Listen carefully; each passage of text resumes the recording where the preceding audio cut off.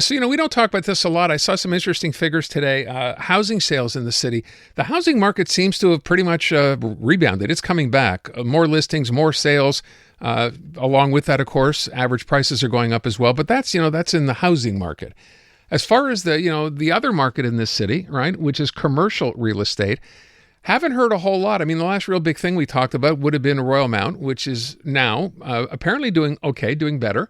But there's a lot planned that we don't really talk about. And I was reading this story and thought maybe we can run down some of this because I'd completely forgotten about one major thing, like we're getting a second airport. Remember talking about this when they first announced it and really hadn't heard anything since. So we thought we could update you. Luciano D'Iorio is Regional President and Associate Director at CDNGlobal. They're a commercial real estate advising and brokerage firm, and he is on the line. Luciano, thanks for being here. Thanks for having me. Yes, Aaron, we are going to have a second airport. We are, right? And if you remember back in the day when we'd get into a cab and we'd be asked, which airport? Yeah. And then, of course, we got used to there's only one airport, but now there'll be two. And at the end of 2025, we should start seeing commercial flights being run by Porter Airlines out of the what was known as the St. Hubert Airport, which is now going to be known as the Montreal Metropolitan Airport. IATA call letters, by the way, will be YHU, so that doesn't change. But they are going to be known as the Met. And they're going to have domestic flights flying out of St. Hubert, out of that airport. And they'll have a larger plane. So those of you who are used to flying with Porter and with those propeller jets that bring you to Billy Bishop, they're actually going to have Embraer jets as well, which will be able to get you across the country. So it's exciting news because, usually we're kind of down and out in Montreal sometimes where we say, we don't have a second airport and what have you. And here we are. And so big development on the South Shore because of it. So just to clarify, it's a domestic-only terminal, and is Porter the only carrier out of that terminal? At this point, Porter, in terms of commercial flights, there are some other carriers out of there, but they're doing, they're doing mostly private flying. Okay, and with respect to Porter, this will still only be Canadian flights. You're not flying to Florida or New York or anywhere else with them from St. Hubert. Not directly from St. Hubert, no, at this point. No. Okay, so that covers the airport, which is great because, as I said, from the time this was announced, and we thought this would be great because it'd be nice to have a second aurport. The growing pains at Dorval, I mean, they've been going on for a while as best they try, but it's sometimes crazy trying to get to Dorval, to Trudeau. But beyond that, let's talk about some of the other big products. I mentioned Royal Mount. That's obviously a huge development. I think people forget sometimes what you're seeing right now, the mall portion, if you will, is really a small part of that development. That's right. I mean, they're hoping at Royal Mount, they're hoping to put in some residential, and I think that's the trend really with retail sites across Montreal, but really across North America, where you're seeing the traditional malls looking at doing mixed-use projects. And we heard at the end of last year, Place Versailles, which is out in the eastern part of the city, that was looking at putting in some residential project on its site. That site is 17 hectares.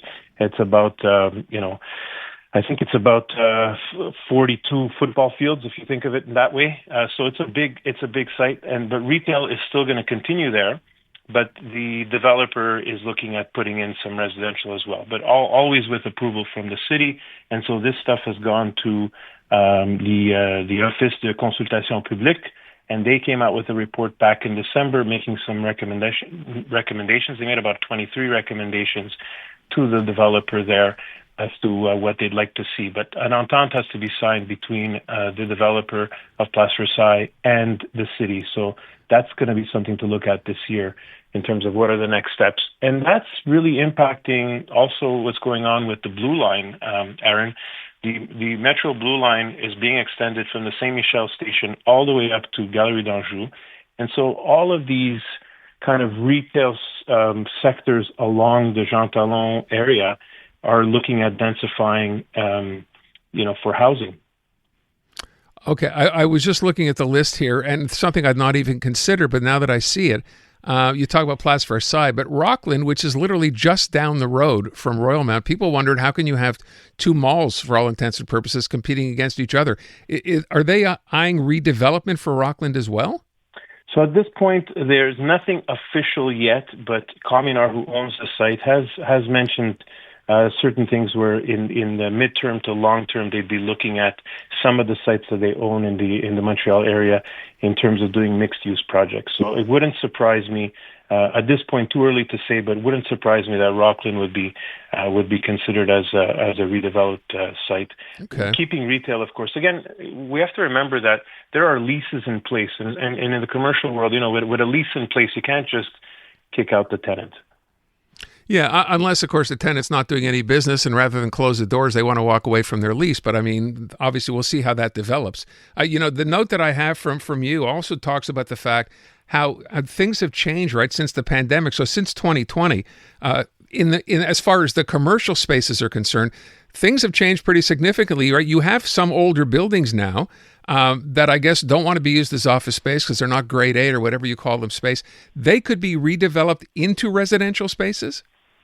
Some of them, and not all of them, but in fact, some of them are in some of those older office buildings that are just at the end of their useful life, and the owners of those buildings have to look at it and say, do I invest money into bringing this up to speed, or do I just reposition it as a residential property or sell it?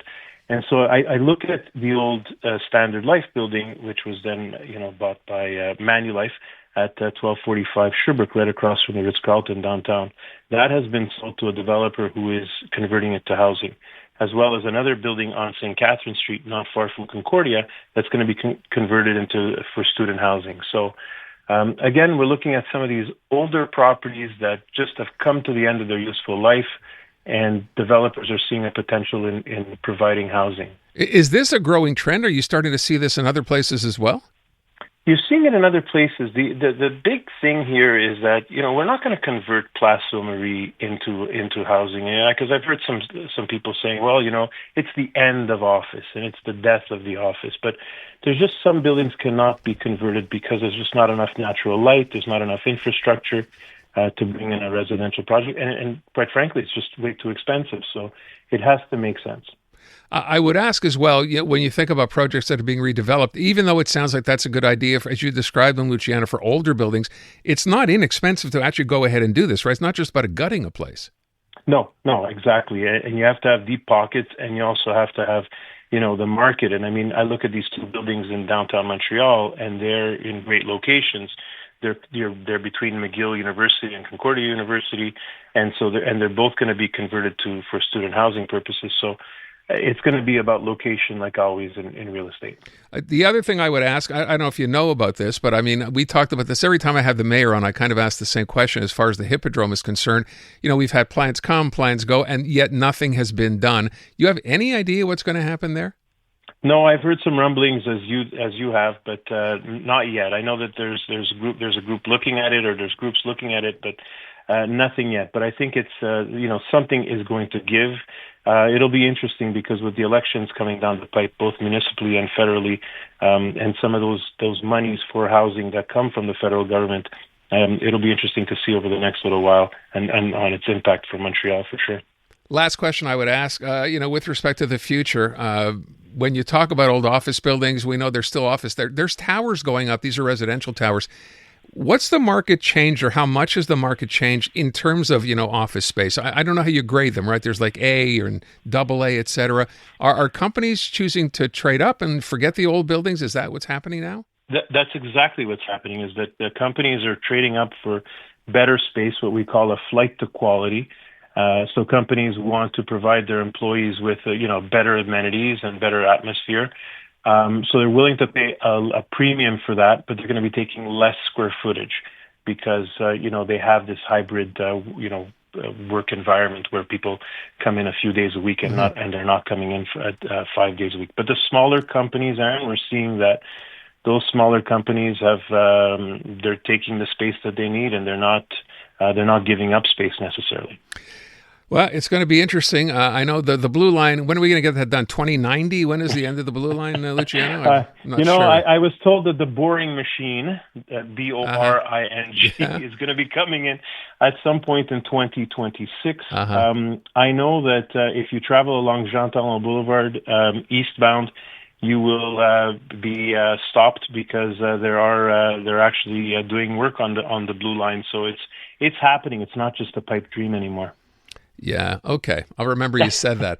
Luciano D'Iorio, Stay thank you so positive, Aaron. much. Yeah. Think positive. I appreciate the time. Thanks again.